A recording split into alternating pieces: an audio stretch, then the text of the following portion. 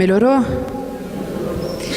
Bom, meu nome é Ana Luísa, para quem não conhece.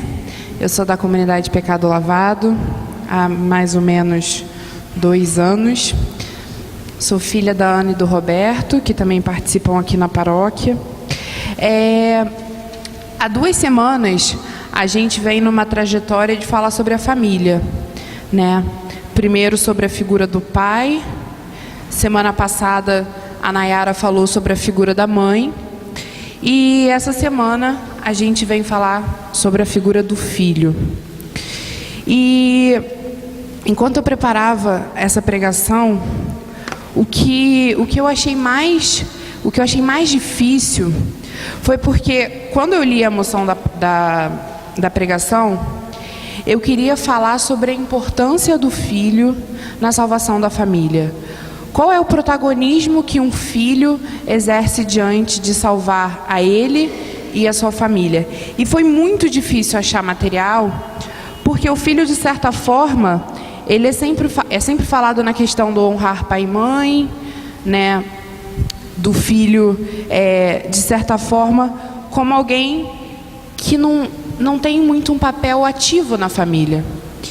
E então a primeira coisa que eu quis separar para a gente, primeiro eu vou falar sobre a moção da palestra, que está em Atos dos Apóstolos 16, capítulo 16, versículo 31. Mas eu vou ler um pouquinho antes do versículo 31. Paulo se encontrava na prisão com Silas, e durante a noite se ouviu um grande barulho, e a ideia era de que Paulo e Silas tivessem fugido da prisão. E tem aqui um diálogo que acontece entre o carcereiro e então Paulo, porque pela meia-noite, 16, Atos 16, versículo 25. Pela meia-noite, Paulo e Silas rezavam e cantavam um hino a Deus, e os prisioneiros os escutavam. Subitamente, sentiu-se um terremoto tão grande que se abalaram até os fundamentos do cárcere. Abriram-se logo todas as portas e soltaram-se as algemas de todos. Acordou o carcereiro e, vendo abertas as portas do cárcere, supôs que os presos haviam fugido. Tirou da espada e queria matar-se. Mas Paulo bradou em alta voz: "Não te faças nenhum mal, pois estamos todos aqui."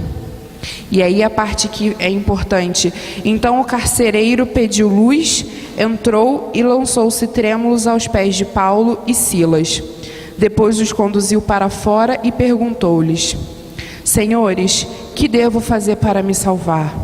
E hoje é a pergunta que a gente tem que fazer para nós: Senhor, o que é que precisamos fazer para nos salvar? E disseram-lhe: crê no Senhor Jesus e serás salvo, tu e a tua família. Então hoje, Deus nos chama a crer no seu Filho, como filhos. E por que o ser filho é tão importante? Alguns de nós aqui temos vocação ao matrimônio, alguns já são casados, têm filhos, mas nem todos nós chegaremos um dia talvez a constituir família. A gente não sabe os desígnios de Deus. Muitos de nós temos outras vocação, pode ter vocação a sacerdócio, pode ter vocação à vida religiosa, pode ser que não case. Mas filhos todos nós somos, filhos de Deus e filhos dos nossos pais. E a primeira identidade é aquilo que nos define, é o ser filho de Deus. Porque não importa nada daquilo com o que a gente é taxado aqui no mundo, a nossa primeira identidade é ser filho de Deus. E depois então, filho dos nossos pais, filho da sua mãe, filho do seu pai, ou filho da Ana e do Roberto. Então essa é uma vocação que todos nós temos.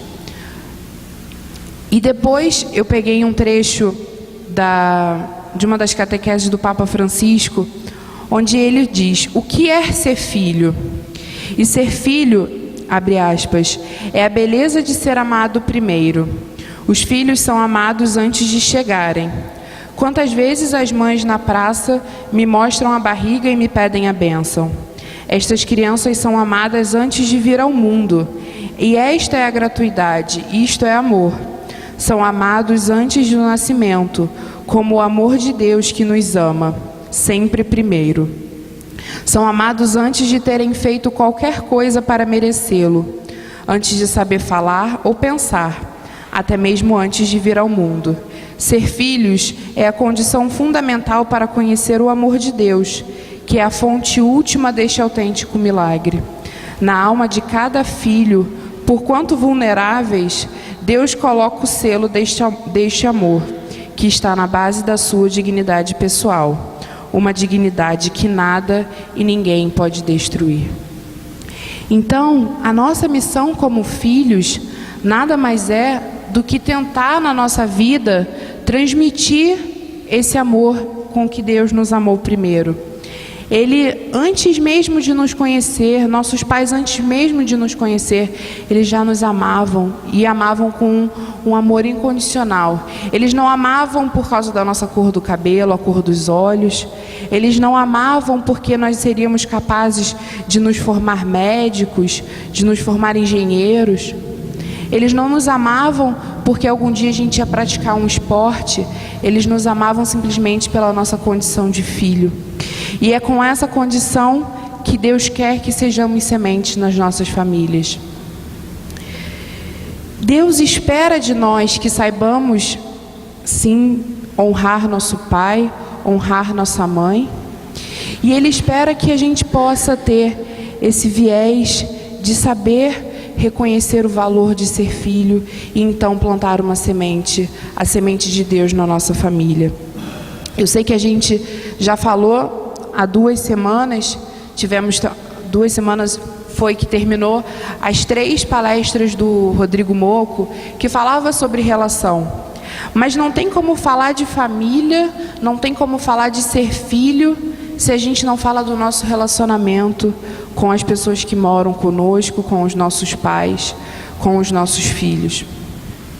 E também o Papa, agora já na sua exortação sobre a alegria do amor na família, ele fala para a gente 3 grandes perigos que hoje assolam a nossa família, né? Assolam as nossas relações, os nossos relacionamentos. E o primeiro, ele fala do individualismo. O individualismo exagerado desvirtua os laços familiares e acaba por considerar cada membro da família como uma ilha, fazendo prevalecer em certos casos um sujeito que se constrói segundo os próprios desejos, assumidos com caráter absoluto. As tensões causadas por uma cultura individualista exagerada da posse e fruição geram no seio das famílias dinâmicas de impaciência e agressividade. Quantas vezes nós, dentro das nossas famílias, nós nos fechamos nos nossos próprios problemas? Eu lá em casa, meu pai, minha mãe, eu e meu irmão. E durante muito tempo, a minha relação com meu irmão era de total ignoração, não sei, de ignorância. Eu ignorava meu irmão, ele me ignorava, a gente vivia como 2 filhos de 2 casais diferentes, como se assim fosse. A gente dormia no mesmo quarto, a gente morava na mesma casa e a gente não se falava. E não era tão difícil. A gente pensa assim, nossa, mas deve ser um lar horrível, porque você, para não falar com uma outra pessoa que você convive, você precisa de milhões de coisas para colocar na frente. E não é assim tão difícil. Pelo contrário, é muito fácil. Eu tenho um grande problema com o telefone. Eu passo muito tempo no meu telefone vendo nada. E quantas vezes eu ignoro minha mãe, eu ignoro meu pai, eu ignoro meu irmão, eu ignoro até assim as minhas amigas. Tem aqui a Ana, uma amiga minha da faculdade. Às vezes a gente fala assim, vamos fazer alguma coisa depois da faculdade para a gente passar mais tempo juntos. E a gente fica o tempo inteiro no telefone. Eu não estou aqui querendo julgar a necessidade que um ou outro tem de falar no telefone. Mas a questão é como a gente ignora o outro porque a gente está fechado em nós mesmos. E você fala assim, não, só um minutinho aqui que eu vou resolver um negócio. E esse minutinho vira 5 minutos, vira 10 minutos, vira 20 minutos. E as relações, elas acabam. As relações em família são destruídas porque você não percebe o outro que está do seu lado.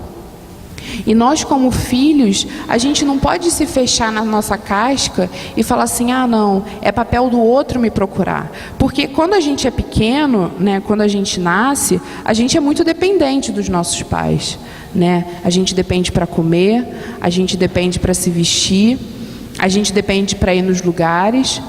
E depois, essa independência ela vai acabando. Mas parece que a gente não quer que ela acabe. Parece que a gente quer sempre os nossos pais atrás da gente, quem ainda tem